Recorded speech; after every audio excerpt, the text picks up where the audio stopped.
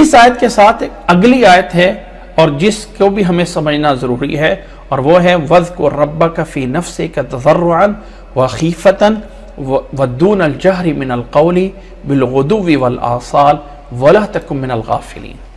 یہ آیت یہ کہہ رہی ہے کہ اپنے رب کو یاد کرو، فی نفسی کا اپنے آپ میں، تضرعاً آہوزاری کر کے، خیفتاً خفیہ طور پہ، دون الجہری اونچی آواز کیے بغیر، من القول بات سے جو ذکر کیا جاتا ہے، دون الجہری من القول جہر کیے بغیر رب کا ذکر کرو، بالغدو والآصال صبح و شام، ولا تکن من الغافلین اور غافلین میں سے مت ہو جاؤ۔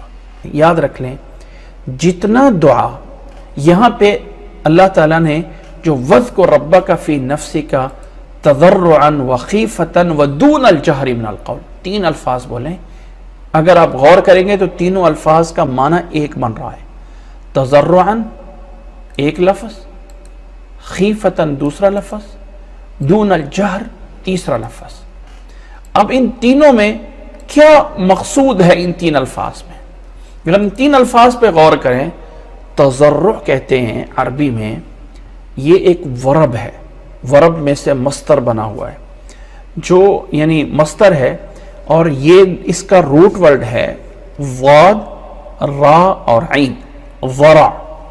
اور ورع کہتے ہیں جو جانور جس کا دودھ نکالا جاتا ہے اس کے تھنوں کو کہتے ہیں، اور جب جانور کا دودھ نکالنا ہوتا ہے، گائے کا ہے، بھینس کا ہے، تو سب سے پہلے جو اس کا چھوٹا بچہ ہوتا ہے اس کو چھوڑا جاتا ہے، اور وہ بچہ ماں کی طرف دوڑ کے آتا ہے، زور سے آتا ہے۔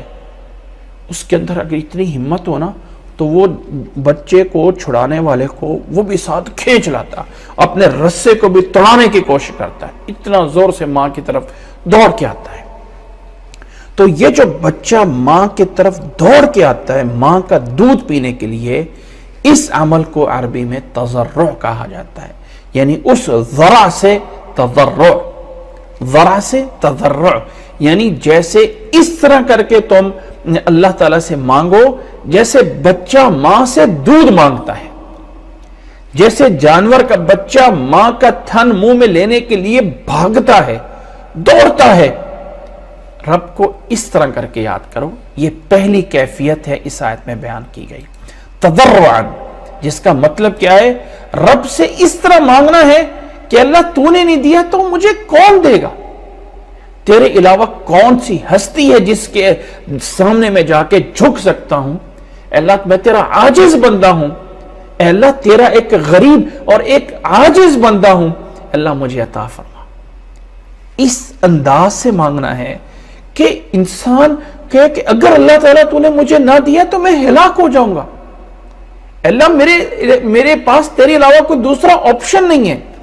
ایک بات ذہن میں رکھیں، اگر ایک انسان کی جاب ہو اور انسان کو جاب لینی ہے کسی جگہ پہ اور اس کے پاس دوسرا کوئی آپشن نہیں، سب طرف سے نو ہو گیا، ادھر بھی جاب نہیں ملی، فلاں پہ فلاں، سب کمپنیوں سے جاب ختم ہو گئی، ایک کمپنی نے آفر دے دی ہے اور یہ بندہ بچوں والا ہے، بیوی والا ہے، کوئی سہارا نہیں ہے، کوئی رشتہ دار دینے والا نہیں ہے، ایک کمپنی آپشن دیتی، آؤ ہمارے پاس آ کے جاب کر لو۔ اب اس کے پاس دوسرا کوئی آپشن نہیں ہے، نہ کوئی دوسری کنٹری میں جا سکتا ہے، صرف ایک آپشن ہے کہ یہاں سے مجھے۔ اب یہ بندہ کس کیفیت میں جائے گا؟ کیا انداز ہوگا؟ اگر میری جاب یہ چلی گئی تو میرا کیا بنے گا؟ اگر میری جاب چلے گی تو میرا کیا بنے گا؟ اللہ تعالیٰ نے وہ کیفیت بیان کی ہے، ادعو رب وَاذْكُرْ رَبَّكَ فِي نَفْسِكَ تَضَرُّعًا، یہاں پہ اللہ تعالیٰ نے ذکر کو بولا ہے۔ اور پیچھے جو آیت ہم پڑھ چکے ہیں جس میں اللہ تعالیٰ نے فرمایا تھا، جو اسی صورت کے اندر ہی ادعو ربکم تضرعا، ادعو ربکم، وہاں لفظ ادعو دعا کا موجود ہے۔ تو یہ ذکر اور وہ دعا ایک ہی چیز ہے کہ اس ذکر سے مراد بھی دعا ہے، ادعو ربکم تضرعا، اور یہاں پہ فرمایا وَاذْكُرْ رَبَّكَ فِي نَفْسِكَ تضرعا۔ تو سب سے پہلے تو رب یہ کیفیت چاہتا ہے، یہ کیفیت پیدا ہونی چاہیے۔ دوسری چیز اللہ تعالیٰ نے فرمائی ہے وَخِيفَةً، دوسری چیز کہ رب سے مانگنا ہے تو رب کا ڈر ہونا چاہیے۔ انسان کو رب کے سامنے چھوٹا بننا پڑے گا، یہ نہیں ہے کہ اب انسان رب کے سامنے جائے اور دل میں بے پرواہی سے جائے، نہیں، رب کا ڈر سوار ہونا چاہیے۔ اللہ میں نے بڑے گناہ کیے ہوئے ہیں، اللہ میں تجھ سے مانگ تو رہا ہوں کہ اللہ میں اپنے گناہوں سے ڈرتا بھی ہوں، میں گناہوں سے ڈرتا ہوں، کسی میرے گناہ کی پکڑ میں اللہ تعالیٰ مجھ سے سب کچھ چھین نہ لے، اللہ تعالیٰ کسی مجھ سے اللہ تعالیٰ کوئی میری پکڑ نہ لے۔ اچھا، ایک جو ہے اس خیفہ کو سمجھانے کے لیے ایک حدیث کی طرف اشارہ کر دیتا ہوں۔ ہم نے وہ حدیث سنی ہوگی کہ قیامت والے دن جب قیامت کا میدان سجا ہوگا، انسانیت پریشان ہوگی، تو لوگ جائیں گے آدم علیہ السلام کے پاس کہ آپ اول البشر ہیں، اللہ سے سفارش کریں کہ حساب و کتاب شروع ہو جائے۔ آدم علیہ السلام یہ ڈر جائیں گے کہ اللہ تعالیٰ کہیں میرے گناہ کا نہ پوچھ لے، اللہ اے آدم تو نے وہ گناہ کیا تھا نا، درخت کھا لیا تھا، اس لیے تو کون ہوتا ہے مانگنے والا؟ ڈر موجود ہے۔ نوح علیہ السلام کے پاس انسانیت جائے گی اور کہے گی ہمارے لیے دعا کریں، تو وہ کہیں گے مجھے ڈر ہے کہ اللہ تعالیٰ نے مجھ سے پوچھ نہ لیا تو نے بیٹے کے بارے میں کیوں پوچھا تھا، جب رب نے کہہ دیا تھا کہ تیرا یہ بیٹا مسلمان کافروں میں، تو تم نے کیوں مانگا تھا؟ ہر نبی نے ایک عذر پیش کر دیا، ہر نبی نے۔ آخر میں اللہ کے نبی محمد صلی اللہ علیہ وسلم سفارش کریں گے اور اللہ کے سامنے، اللہ کے عرش کے نیچے جا کے سجدہ کریں گے، اور نبی صلی اللہ علیہ وسلم نے فرمایا کہ اللہ تعالیٰ مجھے ایسے کلمات سکھائے گا جو آج نہیں آتے ہیں، کہ ایسے محامد، ایسے وہ کلمات اللہ تعالیٰ دے گا، اور پھر اللہ تعالیٰ اپنے نبی سے کہے گا ارفع راسک اسأل تعطى اشفع تشفع، اے نبی اٹھائیے اپنا سر، مانگیے کیا مانگتے ہو، سفارش کیجئے سفارش قبول کی جاتی ہے۔ یہ ہے وہ شفاعت کبریٰ جو ہر پوری انسانیت کے لیے ہوگی، ہر انسان مسلمان ہے یا کافر، سفارش یہ ہوگی کہ اب اگلا سٹیپ جو اعمال کے وزن کا ہے وہ شروع کیا جائے، اس لیے کہ قیامت کا وہ دن بڑا ہولناک ہوگا، بڑا ہولناک ہوگا۔ یہاں پہ مقصد یہ بتانا کہ وہ خیفہ آخر آدم علیہ السلام، آخر نوح علیہ السلام، ابراہیم علیہ السلام، عیسیٰ علیہ السلام کیوں نہیں رب سے سفارش کریں گے؟ انسان کو مانگنا رب سے ہی ہے، اللہ مجھے معاف کر دے، اور اتنا مانگنا ہے کہ اس مانگنے میں یہ چھوٹی، ہم کہتے ہیں چھوٹی سی چیز کیسے مانگے؟ کسی انسان کو $1 کی ضرورت ہے نا، اللہ مجھے $1 دے دے، اللہ مجھے $1 دے، مانگے اللہ وہ دے گا۔ اللہ کے نبی صلی اللہ علیہ وسلم کی وہ حدیث سنی ہوگی نا کہ اللہ تعالیٰ سے جوتی کا تسمہ ٹوٹ گیا نا، شراقا نعلی، تو وہ بھی اللہ تعالیٰ سے مانگو، اللہ تعالیٰ وہ بھی دے گا، اللہ تعالیٰ وہ بھی دے گا۔ لیکن رب سے مانگے تو صحیح نا، اس مانگنے میں ڈر تھوڑا سا ہونا چاہیے، اللہ میں نے گناہ کیے ہوئے ہیں، ان گناہوں کو ذہن میں رکھتے ہوئے جب رب سے مانگیں گے نا، پھر دیکھیں اللہ تعالیٰ کیسے اپنی رحمت کرتا ہے، اور اللہ تعالیٰ کے یعنی یہ ڈر مقصود ہے۔ اچھا، ایسی ایک واقعہ ذہن میں آ گیا کہ کسی ایک ماں نے اپنے بیٹی کو تربیت کرنے کے لیے، جب وہ بیٹا اسکول سے آتا تھا نا، تو ماں اس کے لیے کھانا جو ہے نا، ڈیڑھ سی یا چھابی سی ہوتی تھی، اوپر جو ہے وہ لٹکا دی جاتی تھی، تو اس کے اندر کھانا رکھ دیتی تھی، اور جب بیٹا آتا تو اس سے کہتی بیٹا کھانا کھانا ہے، تو کہا بیٹا 2 رکعت نفل پڑھو، اللہ تعالیٰ سے دعا کرو، اللہ مجھے کھانا دے دے، اللہ مجھے کھانا دے دے۔ تو بیٹا جب نفل پڑھ کے رب سے دعا کرتا ہے اللہ مجھے کھانا دے دے، تو پیچھے سے کھانا اٹھا کے اس میں رکھ دیتی، تو جب بیٹا جب نماز سے فارغ ہوتا تو جا کے وہ ادھر دیکھتا تو اس میں کھانا پڑا ہوتا، تو کھانا کھاتا، اللہ نے مجھے کھانا دے دیا، اللہ نے مجھے کھانا دے دیا۔ روزانہ ایسے ہوتا رہتا۔ ایک دن ماں کہیں دور تھی اور بیٹا پیچھے سے آیا، تو اس نے جو ہے وہ ماں پریشان ہوگی، آج بیٹا آئے گا، آ کے جو ہے وہ مانگے گا کھانا، تو وہاں پہ نہیں ہوگا تو اس کا کیا بنے گا، اس کا تو اللہ پہ یقین ٹوٹے گا۔ تو بہت پریشان ہوئی۔ بیٹا جو ہے اسی طرح گھر میں آیا، اور نفل پڑھے، اللہ تعالیٰ مجھے ایک کھانا دے دے، اللہ مجھے ایک کھانا دے دے. واپس گیا، وہ دیکھا تو اس میں سے مطلب جو بھی تھا. ماں واپس آئی اور پوچھا بیٹا کیا ہوا، کھانا کھا لیا؟ کہتے ہیں ماما آج جو کھانا پڑا تھا نا اتنا مزے کا تھا، اتنا مزے کا تھا کہ پہلے اتنا کبھی مزے کا کھانا ملا ہی نہیں ہے. ماں اللہ کے آگے رونے لگ گئی کہ اللہ تو کتنا دینے والا ہے. رب سے ایک جب انسان کو یقین ہوتا ہے نا اللہ تو دے رہا ہے، اس خیفہ سے کہ اللہ میں غلط، میں گنہگار ہوں لیکن تو سب کچھ دے سکتا ہے. یہ جو واقعہ میں نے بیان کیا ہے میں نے بطور سمجھانے کے کیا ہے، اور یہ واقعہ میں نے کہیں سے سنا ہے، مجھے اس کی سند کا نہیں پتا. یہ صحیح بھی ہو سکتا ہے اور غلط بھی ہو سکتا ہے. صرف بتانے کا، ایک چیز سمجھانے کا مقصد یہ ہے کہ یہ ایک واقعہ جو تاریخی حیثیت رکھتا ہے، ایک واقعہ ہے، کوئی حدیث نہیں ہے، لیکن صرف ایک نصیحت کرنا مقصد ہے کہ اس طرح کر کے انسان کو مطلوب ہے. حضرت عمر رضی اللہ تعالیٰ عنہ کہا کرتے تھے نا کہ اگر قیامت والے دن فیصلہ ہو جائے کہ سارے کے سارے لوگ جو ہے وہ جنت میں جا رہے ہیں سوائے ایک انسان کے جو جہنم میں جا رہا ہے، تو مجھے رب سے ڈر ہے کہ کہیں وہ اکیلا جہنم میں جانے والا میں نہ ہوں، مجھے اتنا ڈر ہے.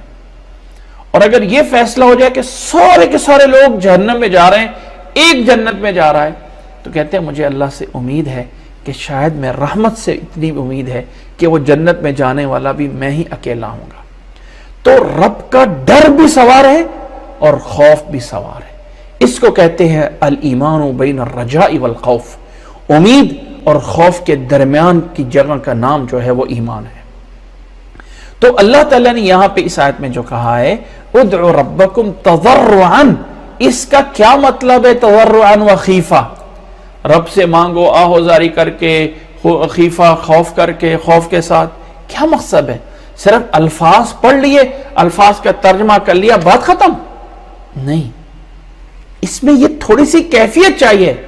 بندے اس طرح مانگ کے دکھا، پھر دیکھ رب کے کیسے خزانے تریلے کھلتے ہیں. اور تیسری چیز بتائی، تیسری چیز کہی وَدُونَ الْجَهْرِ مِنَ الْقَوْلِ، وَدُونَ الْجَهْرِ مِنَ الْقَوْلِ. یہ تیسری چیز ہے، اونچی کیے بغیر. یہ مقصد نہیں ہے اے اللہ میں تیرا بندہ کھڑا ہوں، ہمیں یہ دے دے، ہمیں وہ دے دے، ہمیں یہ چاہیے. یہ کوئی اتنے مقصود.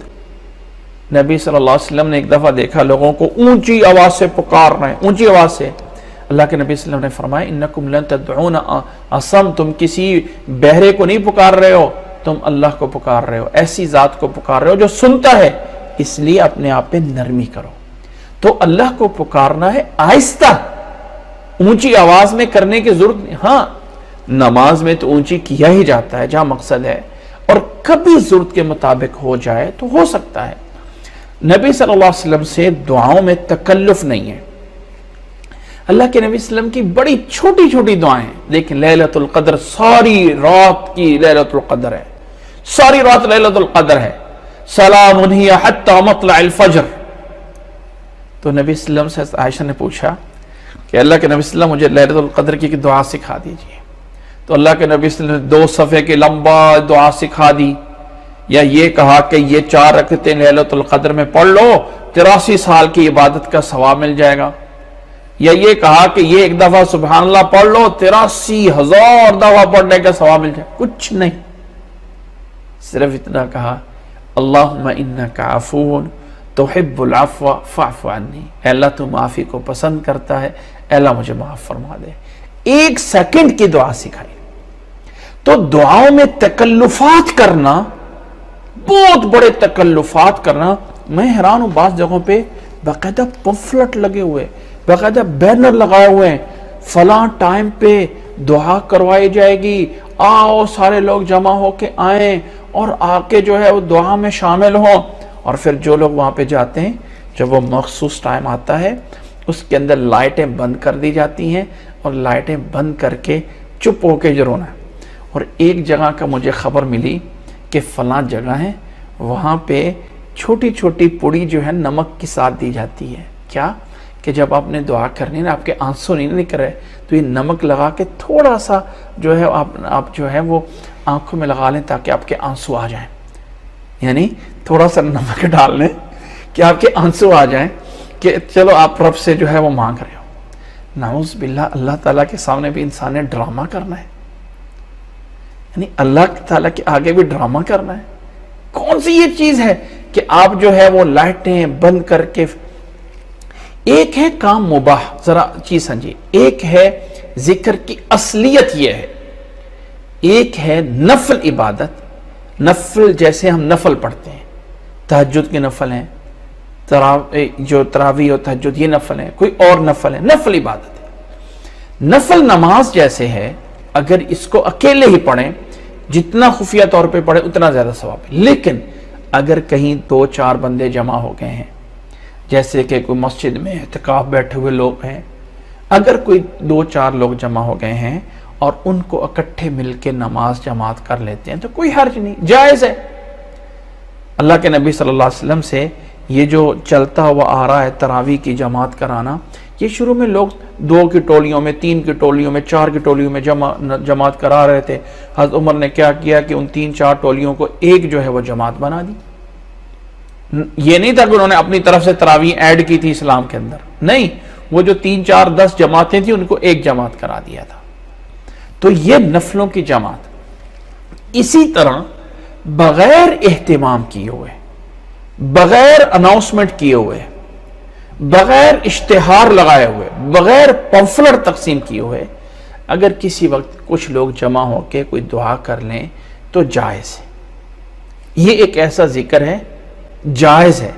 افضل یہی ہے کہ آپ علیحدہ تنہائی میں جا کے دعا کریں، اور اللہ کے نبی صلی اللہ علیہ وسلم نے فرمایا الدعاء بظاہر الغیب، جو علیحدگی میں پیٹھ پیچھے دعا ہوتی ہے نا، وہ زیادہ قبول ہوتی ہے، وہ زیادہ قبول ہوتی ہے۔